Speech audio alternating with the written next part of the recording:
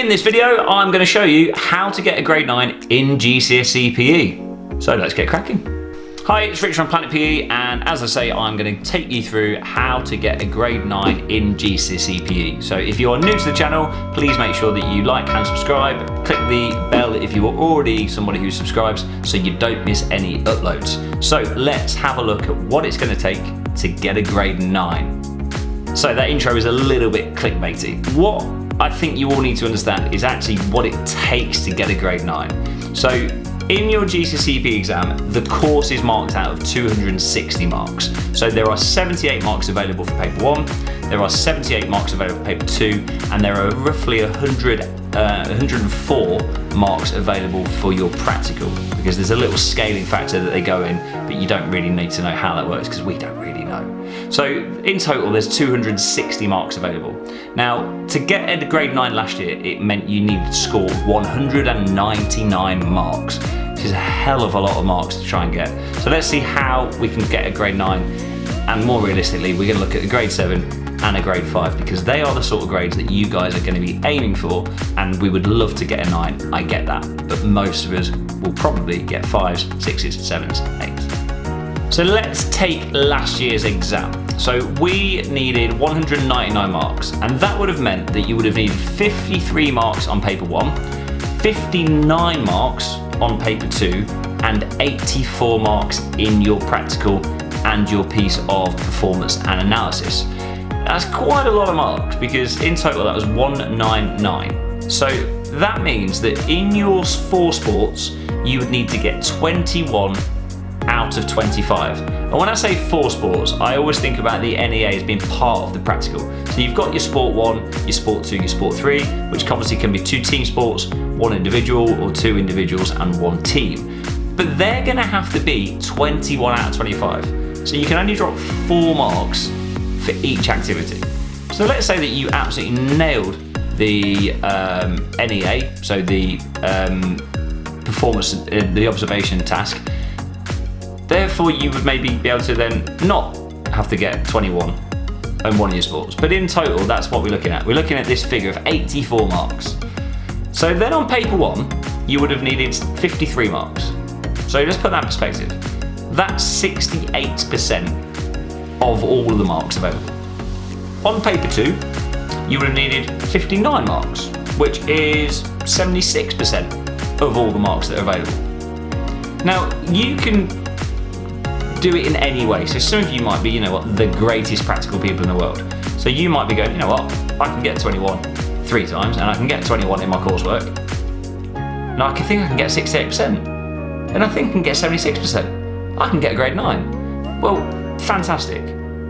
Now, there's a lot of you out there that are probably thinking the practical's pretty tough. I don't necessarily have a really, really good individual sport, because lots of you out there play team sports. You might be really good footballers, really good netballers, but actually you don't do many individual sports.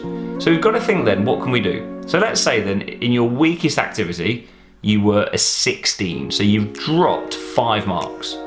You would have to get those 5 marks on paper 1 or paper 2. So think about that all the way across. So let's say that you were 10 marks off of that 9, so therefore we were getting something like 74 marks.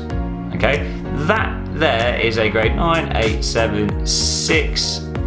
Okay, so we're grade 6 now in our practical. We've dropped quite a few marks, but you can get those in paper 1 or in paper 2. The overall figure is what you're after. Now, typically, students score worse on paper 1 than paper 2. So as you saw there, the grade boundaries for paper 1 were lower than paper 2, because generally you will find it harder. And if you look at the comments on the live that I did last year, there were lots more on paper 1 because people didn't really know some topics. So if you make sure that you look through my paper 1 playlist, know absolutely everything on there, you're going to be ahead of everybody else. So that means that your 75% on paper 1 maybe takes a bit of pressure off of your practical. Now, if you needed something like a grade 5, because that's what we call our pass grade, then that changes things completely. So for a grade 5 then, the scores are a little bit different. So for your practical, we're looking at 66 marks last year, which would be an average of about 17 marks. So 16.5 to 17 marks is an average. That's doable. Your paper 1, you would need 34 marks, which is 44%. 44% to get a grade 5 in paper 1. Paper 2, 41 marks, which is 53%. So to get a grade 5, you've got to then still have quite a strong practical background. Paper 1, 44%, paper 2, 53%. Everyone out there can do that, every one of you.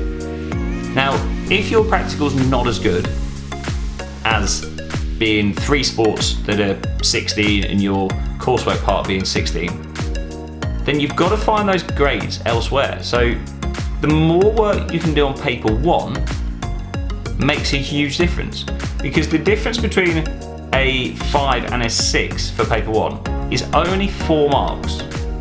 But actually that's irrelevant, because what it's all about is that final score. So to get a grade 5, 9, 8, 7, 6, 5 is 144.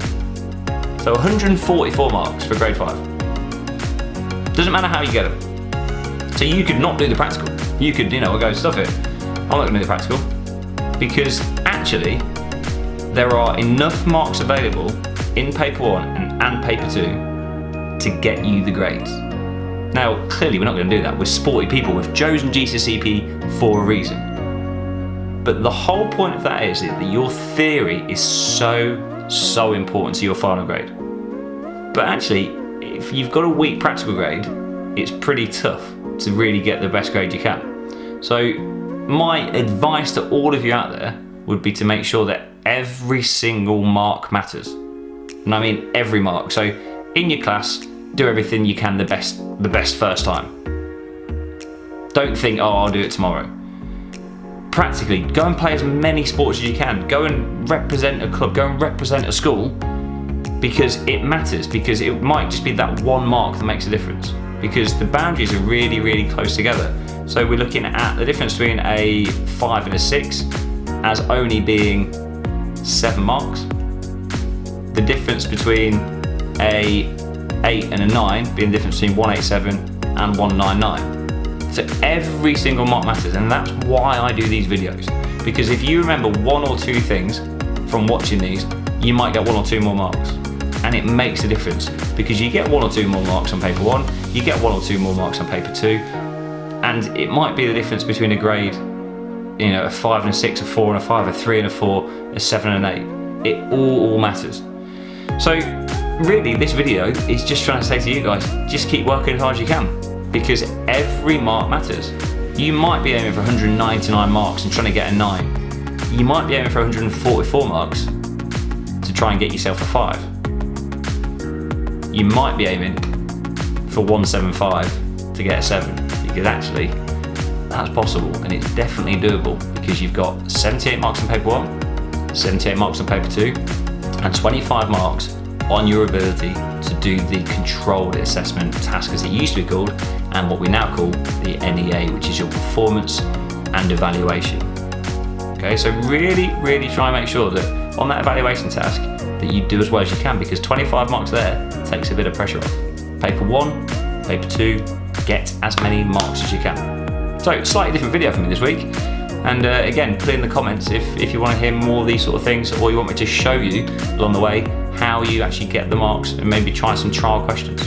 But again, if you don't know, I'm Rich from Planet PE. So again, watch the videos, like on Instagram, do whatever you need to do, but please make sure that you do everything you can to try and get every single mark, because it really, really matters.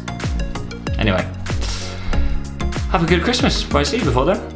So probably last one of the year, and I'll see you again in January. If you've had your marks, please comment down how you've got on, because we can try and work out, maybe along the way, what you're going to need along the way to get the marks that you want to get the grades you want to get.